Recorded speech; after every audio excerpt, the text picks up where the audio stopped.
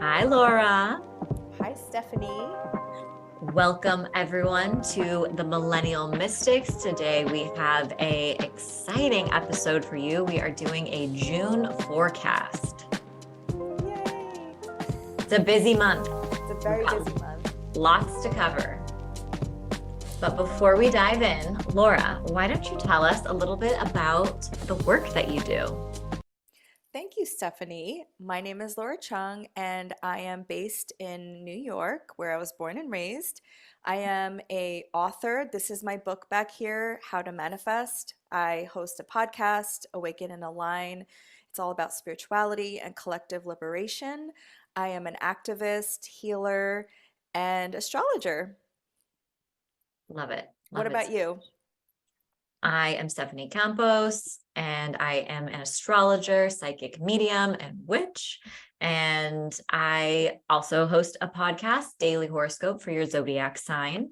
And I'm also an author of Seasons of the Zodiac, Love, Magic, and Manifestation throughout the astrological year. So we're both multifaceted, interdimensional beings. Yes, I am a Sagittarius rising, so I never really resonated with having a niche, as you can tell. I love it. A mutable queen. Yes. And speaking of mutable, we are in the midst of a mutable season. Yes, we Gemini are. season has sprung. Yes, super fun times. Time to get out there and socialize. Shall we start with June? Absolutely. Well, So, mhm. overall, like if you could put a theme to June, what like stands out to you? Oh man, it's such a big month. I have to think about that. It seems like I'm unprepared. we have big months every month. Yeah, but this one, there's like an aspect after aspect after aspect. Um, I would say, yeah, that 2023's astrology has been major because of some of these ingresses that have taken place are once in a lifetime or the first time in over, a decade. Um, June's astrology doesn't have any of those major ingresses, but there's some Uranus action, which is also, always brings surprises and breakthroughs. We're going to be getting previews of our Venus retrograde story once Venus enters Leo. So we're going to get some more retrograde energy, even though we've moved past Mercury retrograde. Saturn is so there's that reflective tone to June as well. And it feels like a turning point maybe Mhm. because so many planets of the outer planets are starting to shift and go retrograde. Yeah. What about you? Yeah. So I have a visual. I'm Mercury and Pisces over here. I don't know if you have this where you live, but we have dandelions. And during this time of year, and we're recording this on May 24th, 2023, the dandelions become these like puff balls of white. And then every time the wind blows, the seeds blow. And I don't know if you've ever made a wish on one of those Oh yeah. plants. And this is the time when those seeds start spreading. And it really reminds me of the mutable nature of Gemini, which is a mutable air sign. It's like we planted the seeds in Taurus season, and then now we're out scattering our information and gathering information. Oh, that is beautiful. Don't listen to what I said. That is very beautiful. No, but I do I do believe it's a turning point though, because again, it's mutable. So I think we're going to be asked to take a little bit of action and to back our words with action this month because there's so many Mm, squares. yes. Yes. So the month starts off pretty cute. So June 2nd, we have Venus in Cancer forming a trine with Neptune in Pisces. And in general, I would say this is a day to take advantage of for spell work, rituals, um, planning dates, initiating something, having like being met with understanding, grace, and compassion. It's a great day to deepen bonds. But yeah, I really love this aspect. It's very romantic. Mhm. romantical. And creative energy, spiritual energy. I'm not gonna lie, I'll probably get stoned that day. Usually I get a lot of downloads when Venus and Neptune connect with one another in a sweet little way like that, especially in the water signs, like take a Yes. bath, like Hmm. downloads, do a meditation in the bath or in the Hmm. shower. Like, Hmm. I, yeah, that's a good way to kind of kick up and activate that energy. And if you have access to the ocean, I would say like go into the ocean because you can get serious downloads. Because Venus was born in the ocean from Ooh. her father's testicles Yes. through sea foam, and Neptune was the god of the ocean. Oh my gosh, you're so right. Yeah, so something could be born, with just like being in a salty bath or salty water. Yeah, absolutely. But in general, we're starting the month off with some ease, with some harmony, maybe some sweet news arrives, or we're connecting with loved ones and deepening bonds in some way. And quickly after that, on June 3rd, we have a full moon in Sagittarius. We sure do. How do you feel about this moon? I'm really excited about this moon because the ruler of this moon is conjunct the North Node, and the North Node has this feeling of increasing and expansion, and Jupiter is the planet of expansion and beliefs in your faith. And so there's something about this full moon where I feel like we're going to believe again and have faith again and maybe learn something new or go on an adventure. And it just feels really optimistic. I mean, I'm a little biased. I'm a Sagittarius rising, so it's happening on my ascendant. Mhm. But there's something about like the Venus contact, right? And with Neptune having this like dreamy quality, and then right after having this full moon in Sag with Jupiter and Taurus conjunct the North Node, it just feels very expansive. Mm-hmm. What do you I think? think I think something important to note is that this moon will be separating from the malefics. So in astrology, malefics are Mars and Saturn. Those are known as the two more like challenging or difficult planets. And it will be forming a trine with Mars and Leo, which is, an okay aspect if you have to, brush up against a malefic. And it will be forming a square with Saturn and Pisces, but it's moving away from the square. So it's not like whatever transpires after the moment of the full moon is malefic free, which I think is really exciting. And like you mentioned, the ruler of the moon is Jupiter and Taurus, and that will be conjoined with the north node of destiny. So there is that feeling of abundance and increase, and especially in like Venusian matters. Hmm. Um, so I think it's a cute moon. I think if I had to like break it up into three parts, I would say leading up to the full moon is like a dark moment of the soul. We Hmm. are, contending with the more challenging energies of Saturn and Mars. And then there's our full moon moment, like something is illuminated and maybe we're witnessing a piece of joy or optimism because it is that fire sign, that Sagittarius moon. Um, and then it's void of course. So it takes place at 13 degrees. So if you have any placements between 9 to I don't know, 17 degrees of any of the mutable signs, which would be Pisces, Virgo, Sagittarius, and Gemini, you'll feel this energy the most intensely. But after the full moon perfects, the moon's just kind of like wandering through the sky. So I think it's a great day to just relax and not overdo it.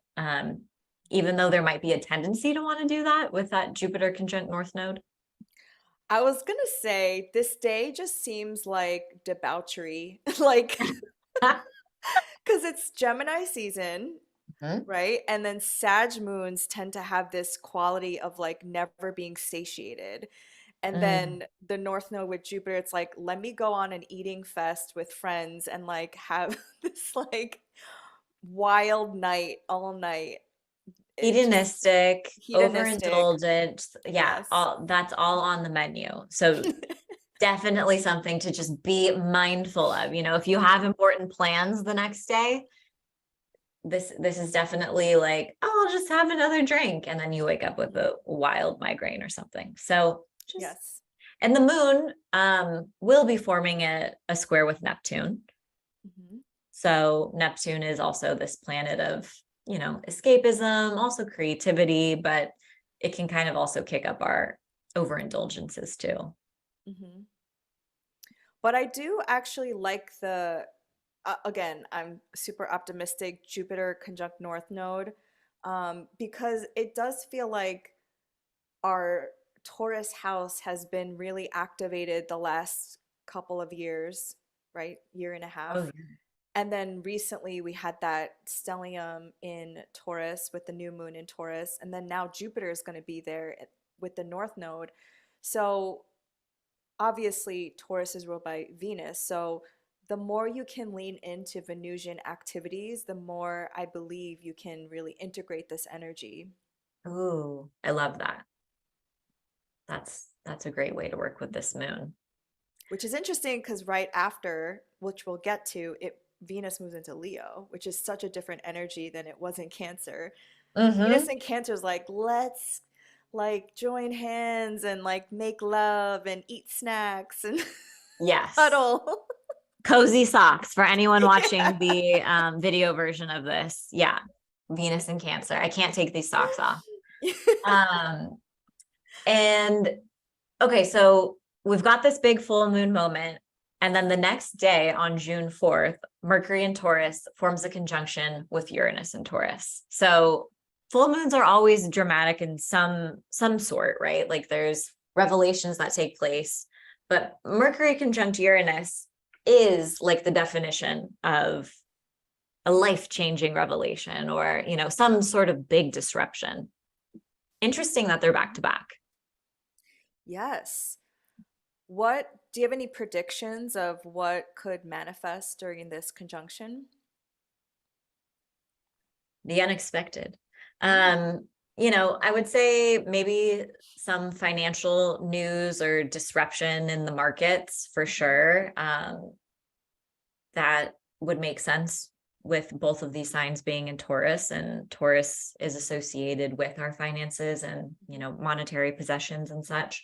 I think in our personal lives, it's out of the blue communication, shocking or sudden invitations or opportunities, um, but also shocking and sudden confrontations or an emotional release. I've noticed recently that when the moon forms a conjunction with Uranus, sometimes I'll just like break out in like a big cry. mhm. And I feel totally fine like leading up to it. And then it's just like all of my feelings explode. So Uranus is, a big, it can create these big shakeups in our comfort and our security and our foundations. And that's what Taurus is all about.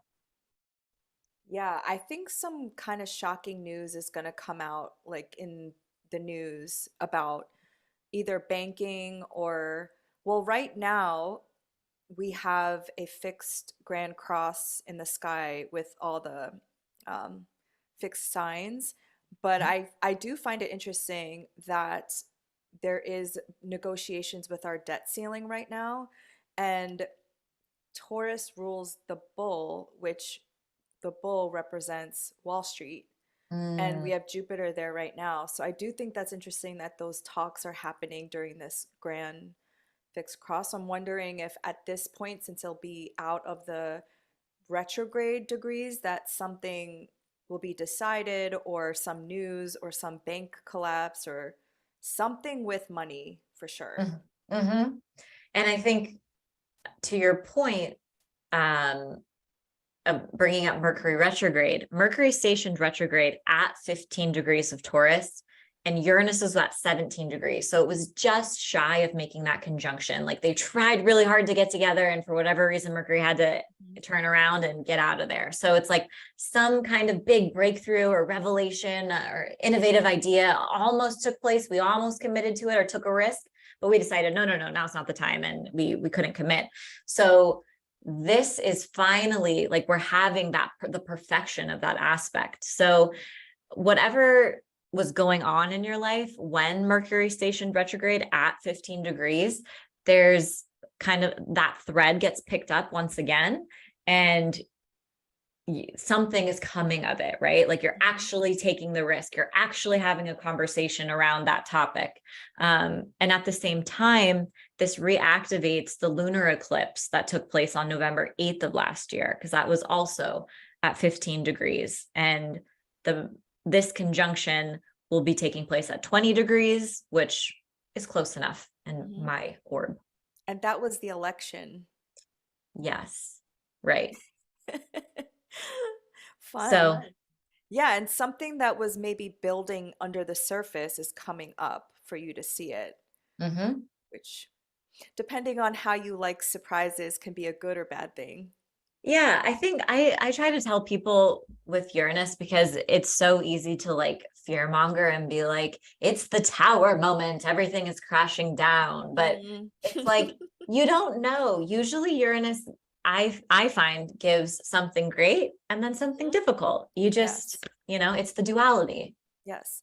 I have Uranus pretty close to my ascendant, and I like to see Uranus as the planet of freedom. It's breaking Mhm. you free of something. Mhm. So, I mean, whether you have a regulated nervous system or not, I think that's why we do these weather reports, is to help you prepare, because the surprise can be a yay surprise Mhm. or it could be a damn it, I'm not And prepared, and that could be the tower moment that you weren't expecting. And it totally depends on your birth chart, right? Like, Yes. and the other placements you have as to like how this is going to unfold for you. So just pay attention to your Taurus house, your Scorpio house, even your Leo and Aquarius house. Which planets do you have there? What will be activated in your chart under this conjunction? Can I say something as a prediction? And I'm Mhm. projecting Do too. it. Like I'm Yes. projecting and manifesting. I believe if it's not this aspect, it's going to be something similar along the line where they're going to say that the student debt is going to be forgiven so that we would reelect President Joe Biden, because this is happening in the US Sibley sixth house chart, which is the house of, like, it could be the house of debt and the house of service. And Joe Biden is also a Sagittarius rising. And I'm just projecting it out there that he says that in order to get reelected for Mm. 2024. Mm. Well, I think with Mercury, Mercury is a general signifier of students and learning. That's true. That's true. That's true. Mhm. Interesting. Okay, well, we'll be checking back up on this. We'll be following up. Yeah, so to your point about like regulating your nervous system and why we do these astro reports to help you prepare, like June 4th is a day to not overbook your schedule. June 4th is a day to say no to extra requests. June 4th is an important day to just pad in that extra flexibility and self-care if you are able and privileged enough to do so. hmm Um, June 5th, Venus enters Leo. woo! I'm excited. I'm excited and I'm also a little nervous. Really? Normally I love Venus in Leo enters my or my first house. Um, but this will be interesting because it is immediately going to trace over the Grand Cross slash T square that we have going on in the sky right now between Pluto and Aquarius, Jupiter in Taurus, and the North Node in Taurus, Mhm. and the South Node in Scorpio. So Venus is entering into some dramatic and troubled waters. And I think Venus in Leo loves the drama, loves a little drama, but also wants to have a good time and wants everyone to feel good. And quickly, the aspects that Venus is going to make are pretty intense.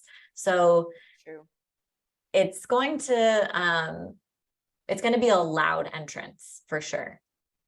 hmm Yeah, so at the time of this recording, we're experiencing this phenomenon with Mars, Which I have to say, I feel like Mars is a lot more dramatic than Venus. At least Venus is a benefic, right? Hmm. Hmm. So if you don't know what a grand cross means, it's when you have four squares and two oppositions in the sky. And or if you want to look at this as a T-square because you don't include the nodes, then it's an opposition with two squares. Either way, it's like everybody in the sky wants to do its own thing and nobody wants to cooperate.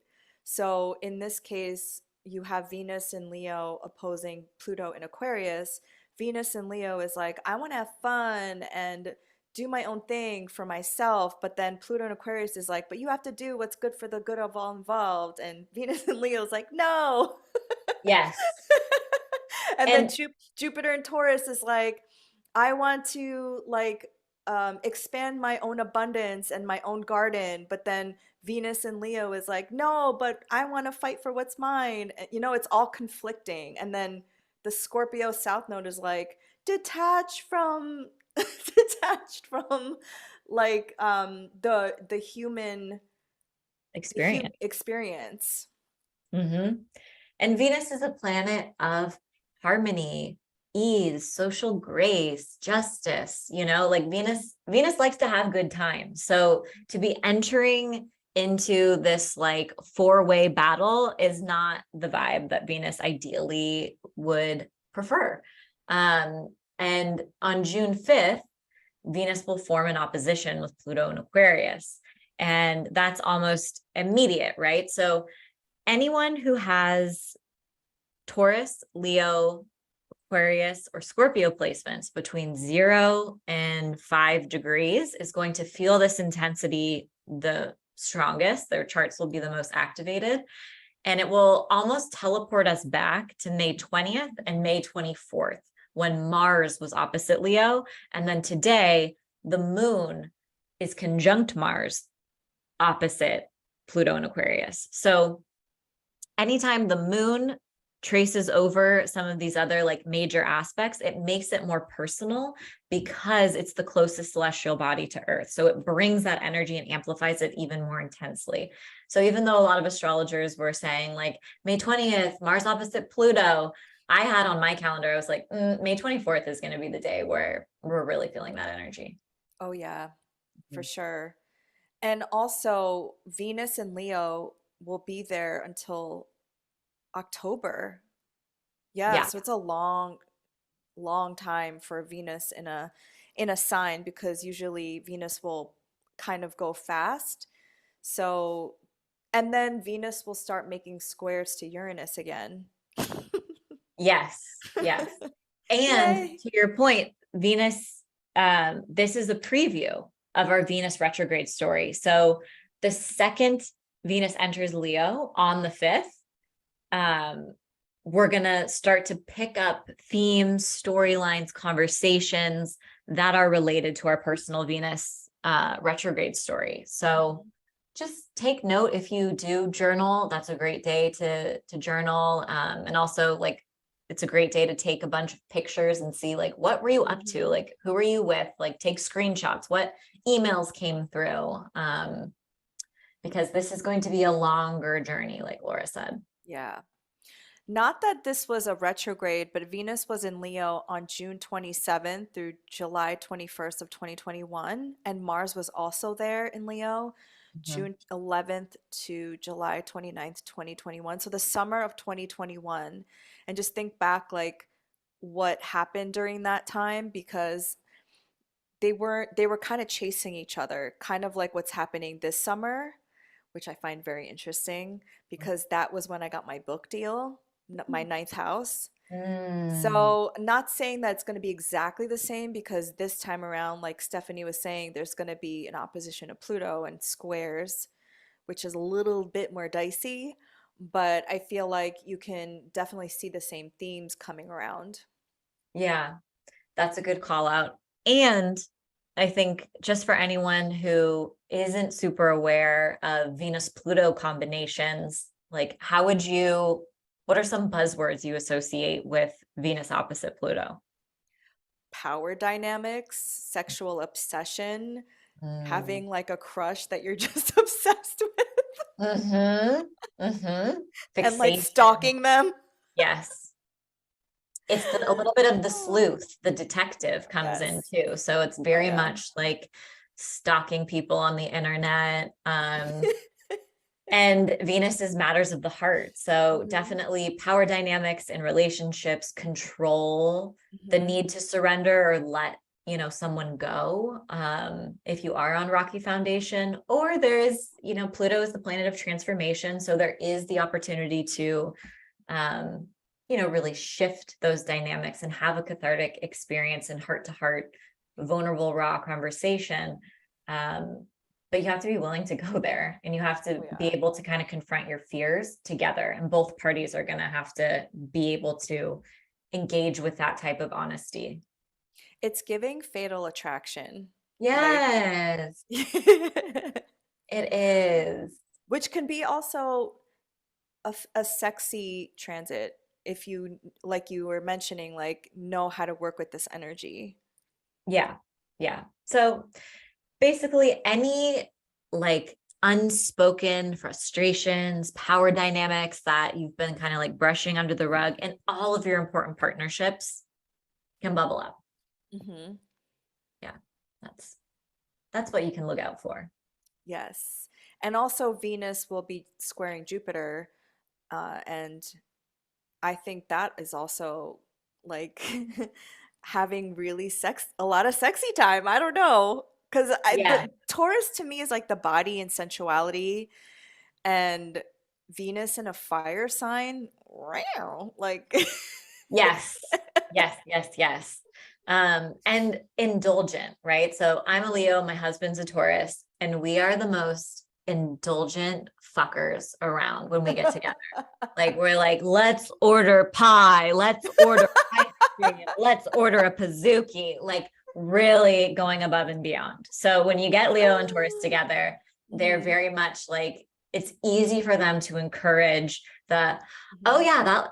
yeah, that may be like $1,000 sweatshirt, but it looks so good on you. Get it, like why? That is so accurate. Yeah. You don't have to answer this if this is too personal, but what I felt energetically with this grand cross right now is this question of, am I stuck or am I holding on? And Mm-hmm. so I think with like fixed sign placements, there is this shadow aspect of it where you feel stuck or stagnant and you can't move or you can't change. Mm-hmm. But then also the higher octave of that is holding on and not giving up. So like how do you know the difference? And like when do you know when to let go?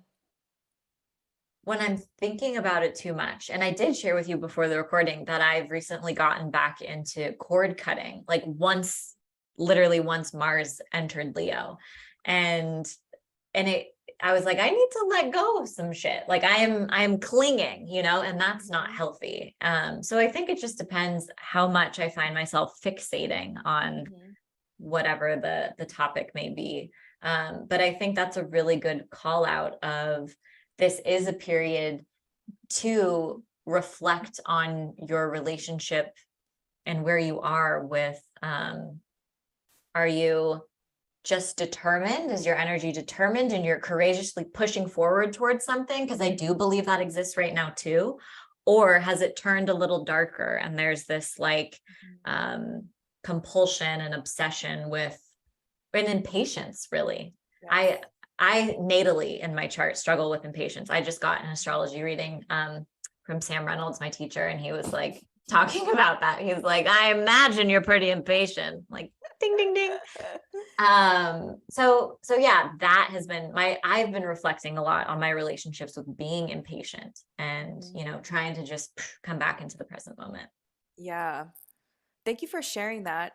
I've really been reflecting on the fixed houses, my fixed houses. So, whoever's listening to this, if you know how to read your own natal chart, like look at where the fixed houses are. And for me, they're my cadent houses. And I for the first time, I just sat with everything. Like just sat, it's very fixed, right? Just sit with and digest and then take action. Whereas like I'm so used to just taking action as an Aries sun that I look back in my life and I'm like, I just like pummeled through everything and I haven't integrated anything. I don't even know what happened.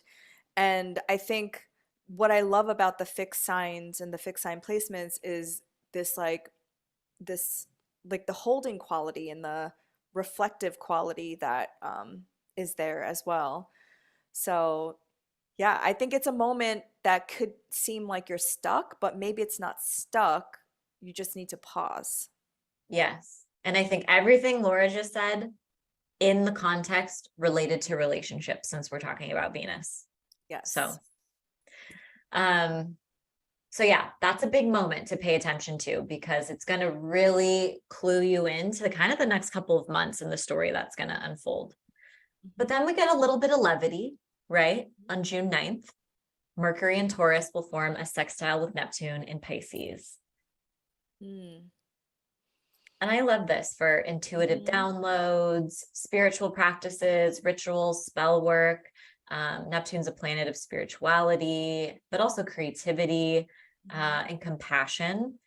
I think if you've had any misunderstandings or conflicts that have arisen under this tense, fixed energy in the sky, this is a day to smooth it over. Mhm. Um, our words are more understood. People are more receptive. Yeah, I do love a sextile. Sextiles are 60 degrees, which give the energy of Venus. And June is the last month before the nodes change, because the nodes change in July to Aries North Node, and then that becomes a Mars ruled North Node. So I really feel like this is our last month to truly integrate this Venusian energy. Um, and I do love a sextile. I know most astrologers like kind of pass over them, but sextiles also to me feel like relational, because they are relating to the energy of Venus. So if you do want to, because Mercury is a social planet, to get together with people and I don't know, do arts and crafts or Mhm. gardening, I think that these are good, sextiles are good to do that with people. Yeah, this is making me think of like a group meditation, a collective Hmm. meditation together or something, or a Hmm. manifestation, collaborative manifestation with other people. Yes. Um, and sextiles, they're aspects where we need to take action, right? Like, whereas like an opposition or a square, we're going to notice that shit. Something's going to show up in our life. But with sextiles, the day can just go on and cruise on by. But we being aware of them is how we tap into the energy and deciding to use that energy. So yeah, it's a good one. Hmm. June 11th, Pluto retrograde re-enters Capricorn. No. Oh, my thoughts exactly. No. Yes, for many reasons, many reasons. One, the first that comes to my mind is that it's going to be immediately entering the anaretic degree, which Hmm. for astro newbies out there is the 29th degree. Um, it's the final degree of the zodiac sign. And in astrology, that makes it more intense because if you think of the whole sign starting at zero, traveling, living its best life, soaking up the lessons of the zodiac sign, and then it hits the final degree, it's exhausted, it's tired, it's over it, it's frustrated, it's all of the above. And we're because Pluto is so far away from Earth, it's an outer planet, it takes a long time to get moving and it's stationing on top of that. Anytime a planet is stationing, it takes forever to get it to move. So it's basically just going to linger at this tense degree for quite some time. And it's Hmm. going to teleport you back to February 11th through March 22nd, because that whole time span, it was also hovering at 29 degrees. So if you felt a little I know in some of our past episodes, we were talking about Mhm. the intensity that we were feeling as it was kind of just hanging out at that degree. It was noticeable, it was palpable. It was so noticeable. And it was noticeable when it went into Aquarius because of all the news stuff that was happening and AI and Chat GPT Mhm. and all the things that were happening. And now I think it was our May episode where we talked about how it feels like Pluto moving back into Capricorn, something is not finished. And it's all of us are just like, Yes. something that we started doesn't feel finished. Yes. So whatever the Capricorn house, look to your birth chart. What house does Capricorn occupy? This is the final leg of that story. Or second to last final leg. Sorry, we have one more Mhm. dance in 2024. But Yay. yeah. So yeah, it's like sweeping, it's plutonic. It's also all of the Pluto buzzwords of taboo topics, obsession, fixation, jealousy, manipulation, power struggles, our shadow side and our fears, right? Mhm. That should be fun. But it's gonna but it's gonna re-enter Aquarius January of 2024. So we have the rest of this year while it's in retrograde. Yep. Mhm. Yep.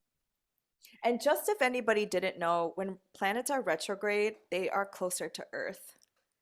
That's why I find them to be more like they have more of a gravitational pull on us as well, even though Pluto is super far away. Yeah. And because it's a retrograde, this is going to be more of an introspective time Mhm. regarding those Pluto buzzwords. So you may be reflecting on your relationship with control, surrender, power dynamics. This isn't necessarily like, yeah, it's just a more introspective and reflective time on all of those Pluto topics. Mhm. Then, okay, so oh my gosh, OMG, June 11th is like the busiest day in the world.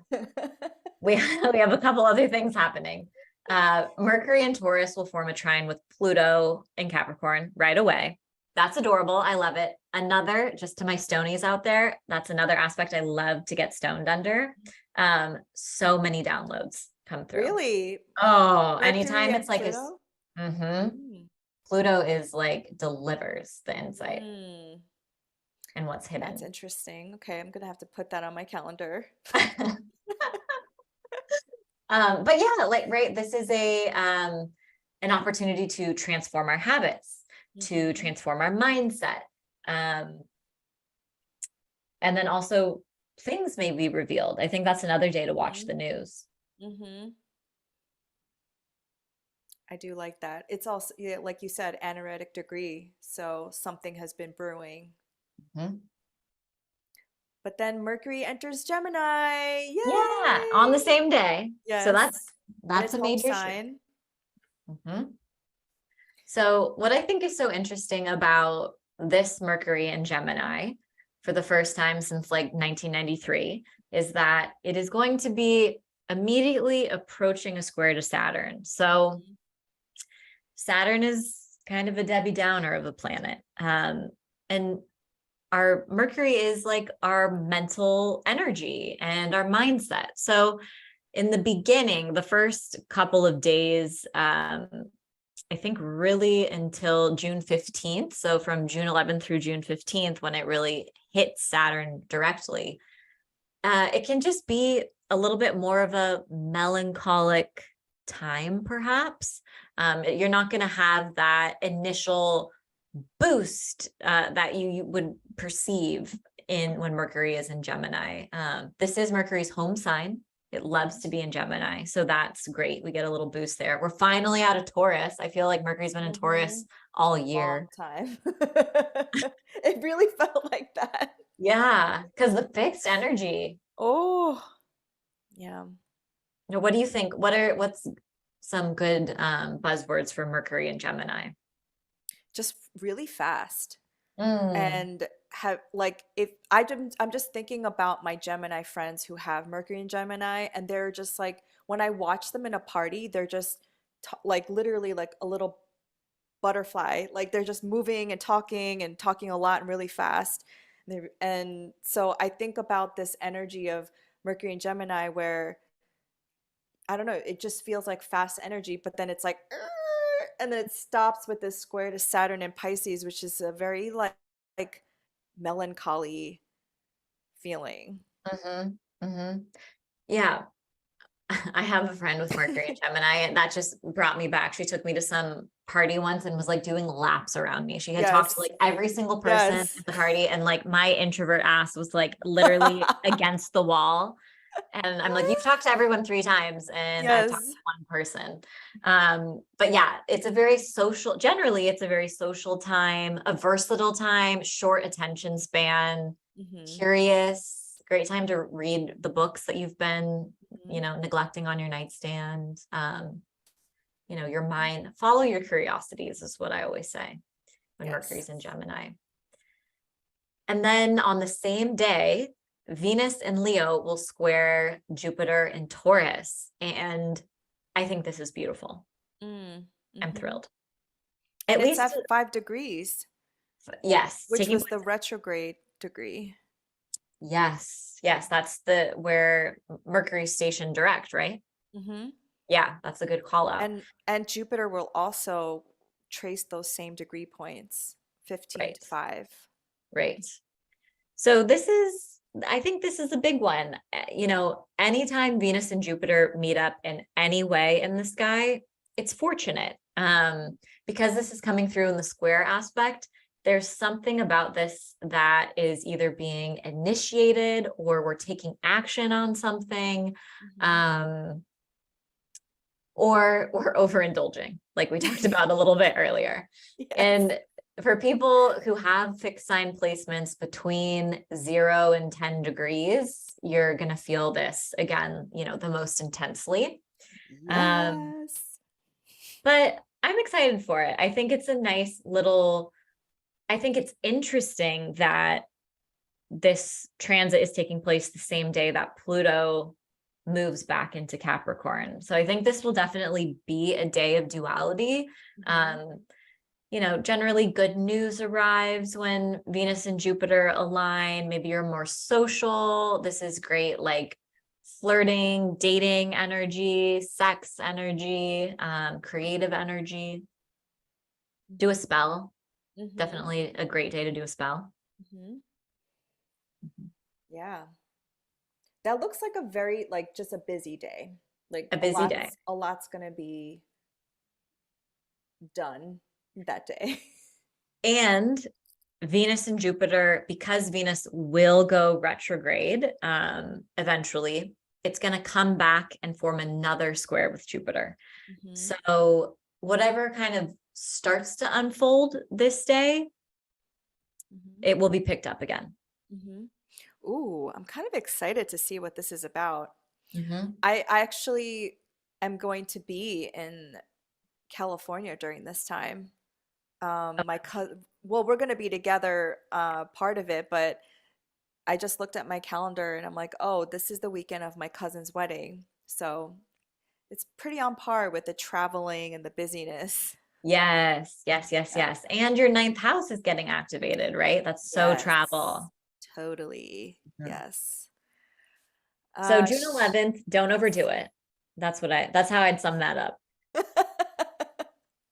lot of energy. My chaotic ass is like, the more the merrier. You're Like, going to be zipping around the I state. know. Oh my gosh, so fun. So we spoke about Mercury square Saturn. Shall we go to Saturn goes retrograde in Pisces, June Yeah. 17th? Yeah. So actually, think back to 1994 to 1996. This is the last time Saturn was in Pisces and went retrograde there. I have been listening to music from this time and it's literally throwing me back. It's crazy. Oh, And you also want to look back to March 7th because the station degree is 7 degrees. So that can also give you other hints. How do you feel about this retrograde? um, personally or collectively, personally, I'm a little concerned about it. Um, just knowing my birth chart and my Mhm. sister's birth chart. But I think collectively, Saturn retrograde is a time where we are reviewing, reflecting, reassessing our commitments, our dedications. Hmm. Um, yeah, and that's always great, right? Like that's important to do to streamline processes and make sure everybody feels aligned and fulfilled. But yeah, it's a period of reflection. March 7th was the day that Saturn entered Pisces, and usually the ingress day Hmm. and the station day are going to be like when you feel the transits the loudest. So if you can think back to March 7th, that was the full moon in Virgo, which was personally for me hellacious, but and it was an intense one. It was square Mars. Hmm. So if you can think about what was going on when Saturn ingressed into Pisces, some of those storylines may be picked up again on the day that it shifts directions. Oh.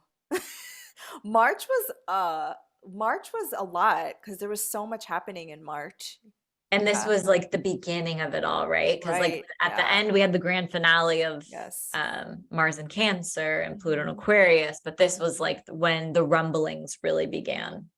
I feel personally victimized from Mars and Gemini, so I'm still recovering from that. Yes, yes, I know you're just like a mutable queen, and now we have Saturn in Oh. Pisces too. So Yeah.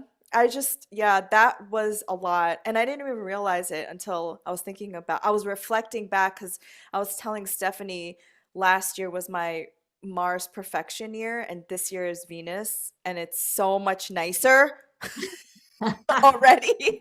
uh-huh. Yeah.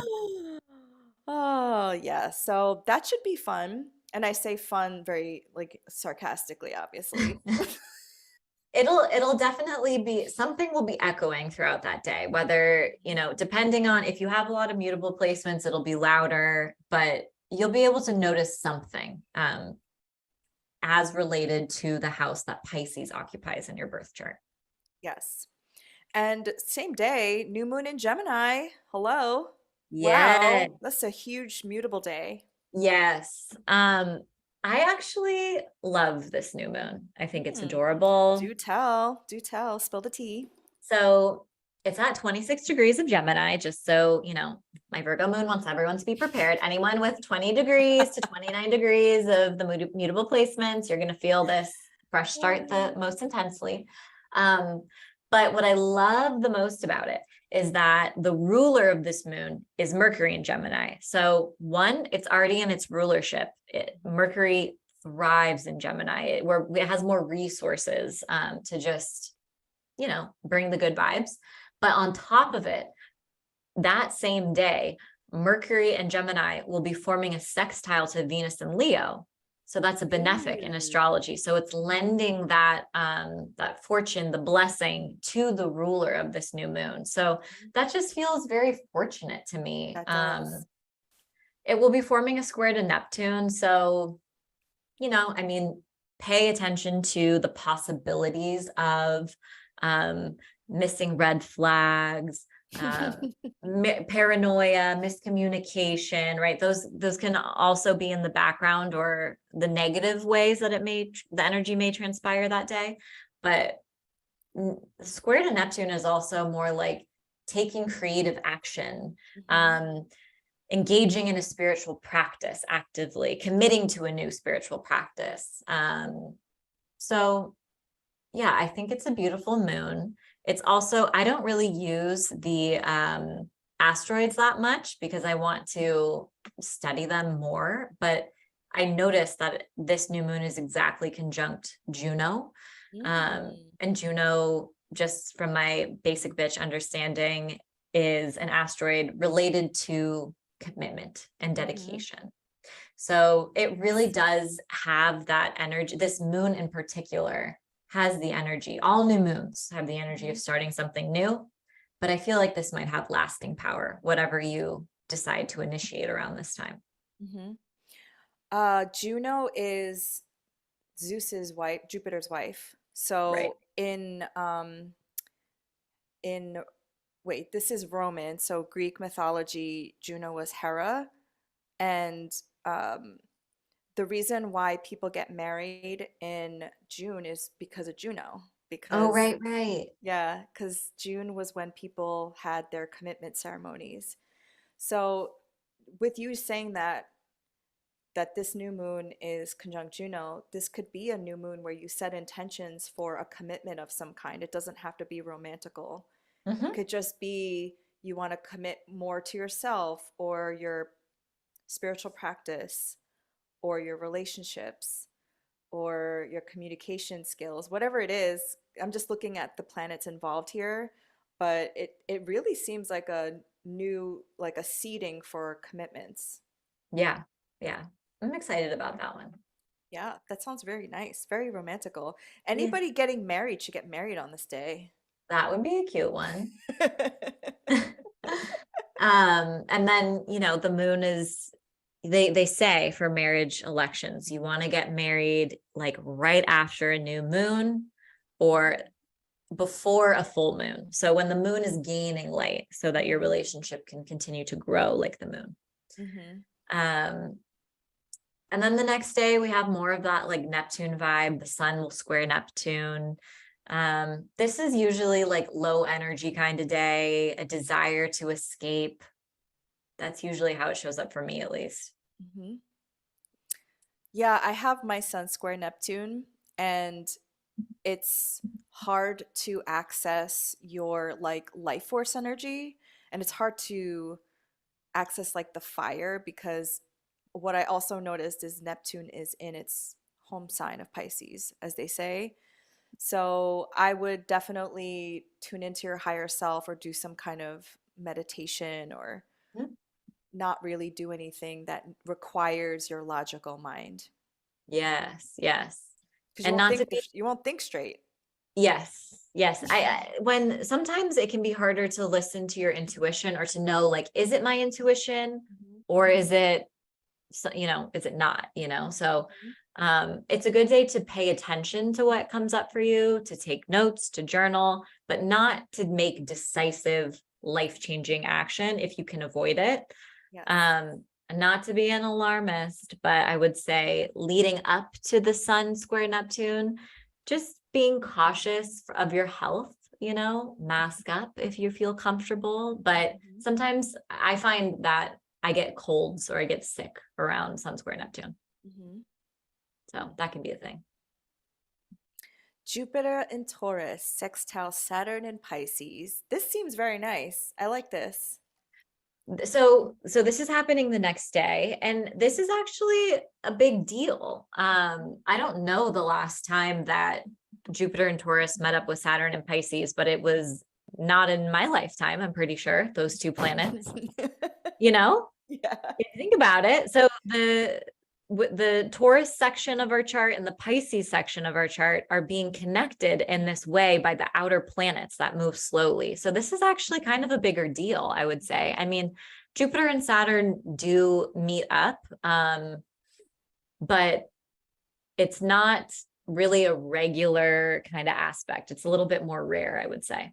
Hmm. They met up in 2020 in Pluto. I mean, in Capricorn Yes. during the panorama. But this is a nicer aspect, I would say, because they're in like cuter signs. They're in cuter signs and it's a sextile. Um, Mhm. so Jupiter, if Jupiter is all about over the top, going for it, shooting your shot, and Saturn is like, no, let's be serious, let's be humble, let's be modest. It's like a merging of those energies in the best of both worlds, as Hannah Yes. Montana would say. Yeah, and Saturn is in Jupiter's sign. Mm. So I think there's something to be said of Saturn speaking to Jupiter and then Yeah, Jupiter being in a Venusian sign. It's, I don't know, it's really nice. it's cute. It's cute. Mhm. So you're building something that day. Hmm. Hmm. And then on the 21st, we have the summer solstice. The sun enters the crab, Cancer Yay! season. Yay! What do you think? I'm actually going to pull up the chart really quick because I just want to know. what is the summer solstice chart? Yeah, I What do you love think I about it? love celebrating the solstices because I always get a download. I always watch the sunrise and sunset on these days, and I find the solstices and equinoxes to be so pivotal Mm-hmm. because now the light is overcoming the dark and it's the longest day of the year.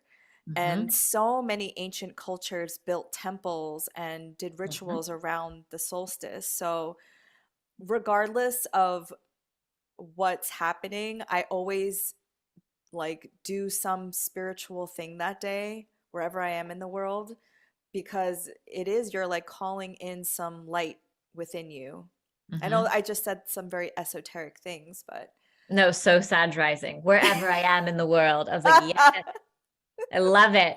Um, no, absolutely true. This is like an ancient, you know, ancient special sacred practice all over the world for, you know, hundreds and thousands of years.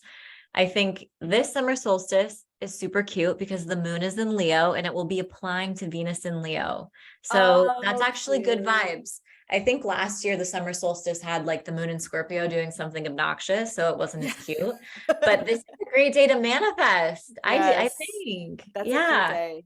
To do spell work. Yes. Mhm. Wow. And yeah, it's the summer solstice is when night and day are equal. Mhm, So after the summer solstice, we begin the process of decay. mhm, Even though, the days in summer will still be long, we are still moving towards the decay of mhm. light. So Yes, it's a shift, it's a turning point, it it's a is a turning portal. point. The veil will be thin. It's such a portal. Yeah. Yes. Hmm.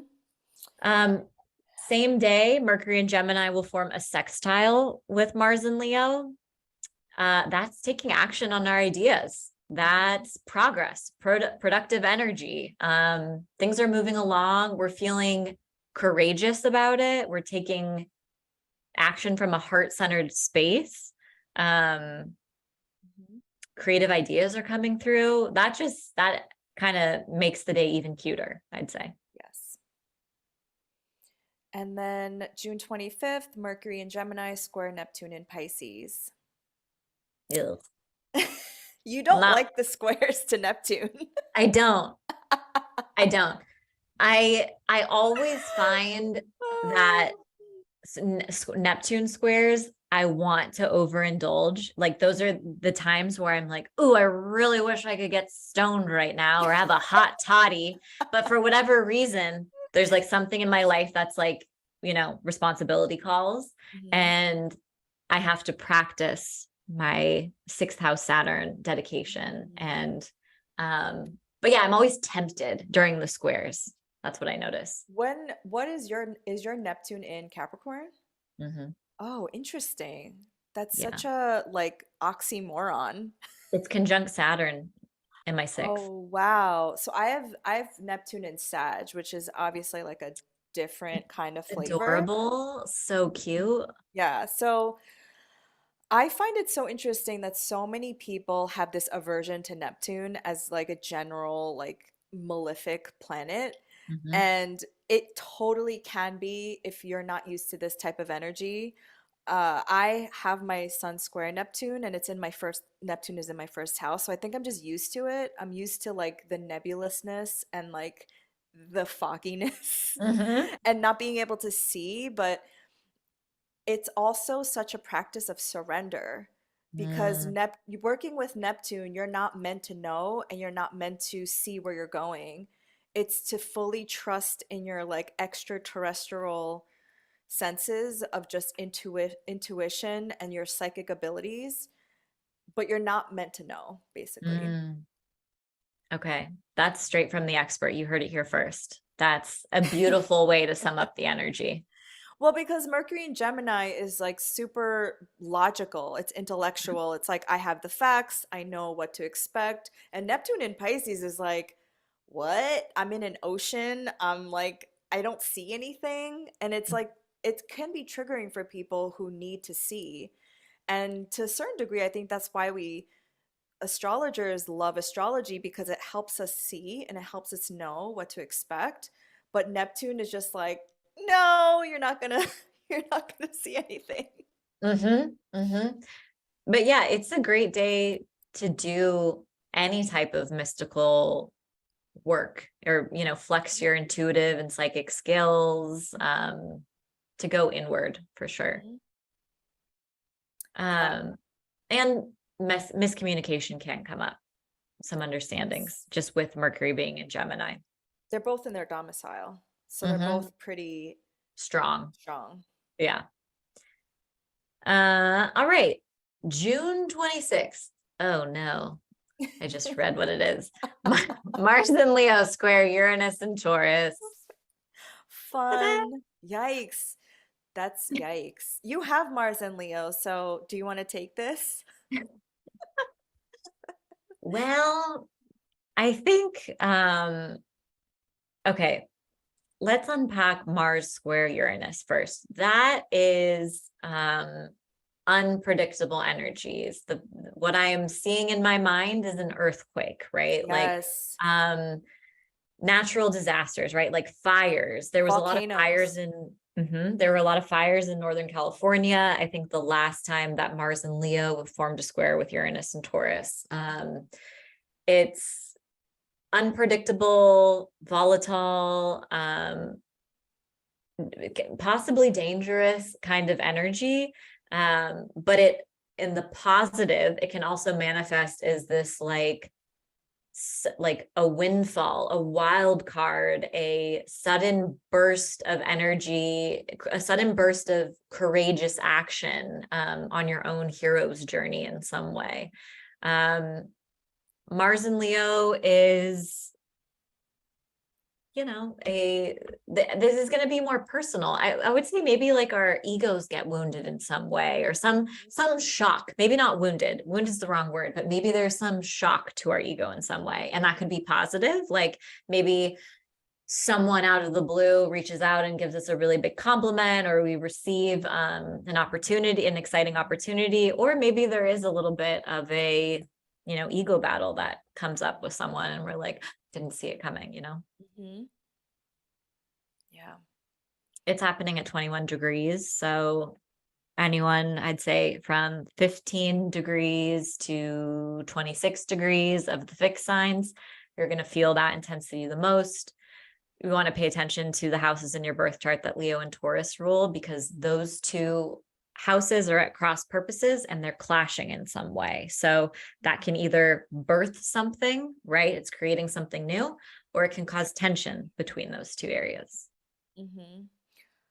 I also think of like tectonic plates, like because Taurus is so fixed, so is Leo, but like Taurus is Earth, and it's like Mars and Leo is and Uranus is like trying to move something Mm-hmm. that's like so fixed. Yeah. Yeah.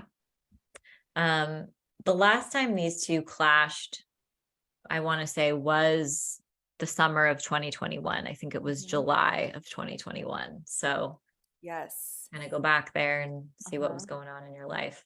Yes. But this is not an ordinary day. This is, I would say, one of the bigger kind of transits of the month. Hmm. Um, and again, Uranus is unpredictable. So not a day to be married to your schedule. You may feel like fixed, like you have a fixed focus on something, or like I really need to achieve this, but for whatever reason your attention may be pulled in an unexpected direction. I would not get any kind of plastic surgery or like Botox or anything with needles or cutting on this day. Yes, a good call out, because Mars is the signifier of the scalpel and needles. um Not a great day to get a tattoo. Nope, Mm-mm, not so mm-mm. not so good. Yeah, that's an important call out. Mhm. But then on the same day, Mercury enters Cancer. Mhm. So you have your Mercury in a water sign. Why don't you Yeah. share what is some of the magic of having Mercury in a water sign? Mercury in water signs is nonverbal ways of communicating and also seeing things in not your logical mind.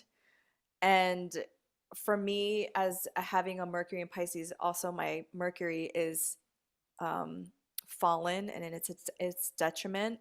So I just like intuit information differently than like a Mercury in Gemini. So Mhm. I see Mercury enters Cancer as like nonverbal ways of communicating, body language, emoting through your emotions, and not necessarily speaking. Mhm. I don't like this word because my sister is nonverbal. But in ancient astrology, they called it a mute sign. Um, Mm, mm-hmm, and I think our perception heightens when mm-hmm, Mercury travels through a water sign. So our intuition increases. We're better able to read body language and mm-hmm, understand it. Um, but we also can run into, especially while Mercury is in Cancer, we can run into some assuming, right? Like mm-hmm. assuming we understand or assuming that someone can read our mind. Right. Um, so there, and then Cancer can be a passive aggressive sign. So Yes. when it comes to communication, Mm-hmm. we might find ourselves getting into that kind of like habit from time to time. Mm-hmm. I find it so interesting that people think cancers are just emotional. I find cancers to be the most like the people who are so grumpy, like so like aggressive, what you were just saying, like passive aggressive. I find cancers to be the most passive aggressive sign.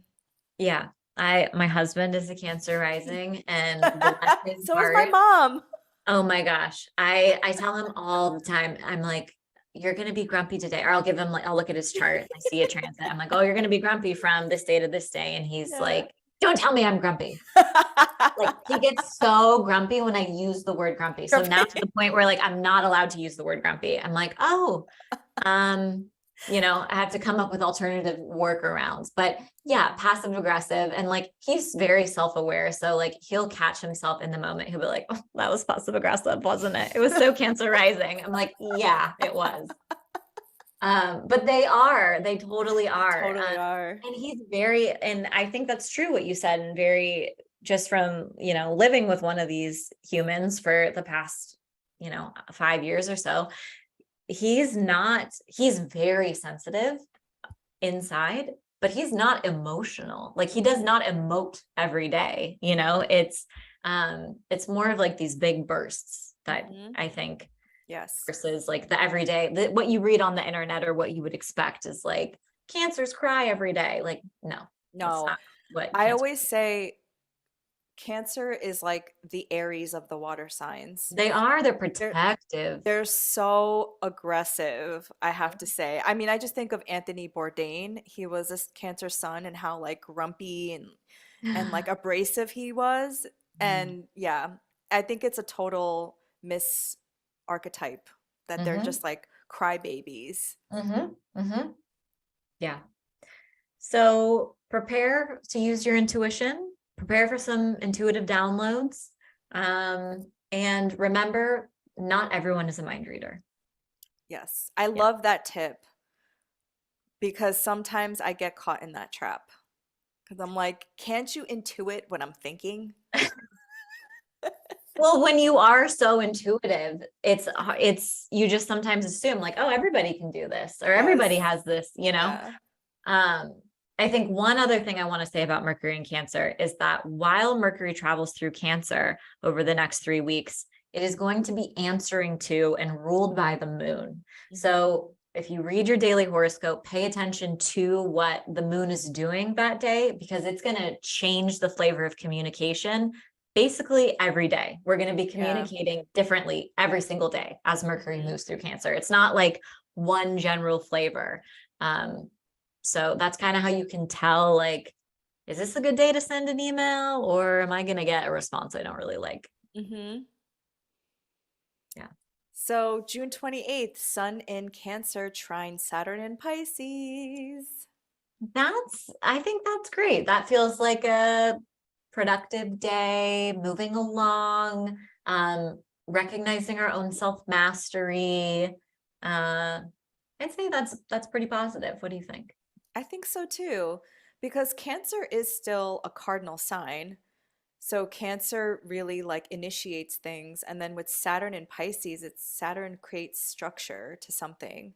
And this is a Mhm. flowing aspect. So whatever you're creating, whatever you're starting will have some, you know, like stability Oh, there. I like that. Putting some container around Hmm. creative projects or your Yes. emotions. If you have, because this is a murky month, with a lot of Neptune energy, with some of these retrogrades taking place. Um, this may be a day where you're able to like verbalize what you've been Hmm. feeling or Yes. recognize it fully. Yes.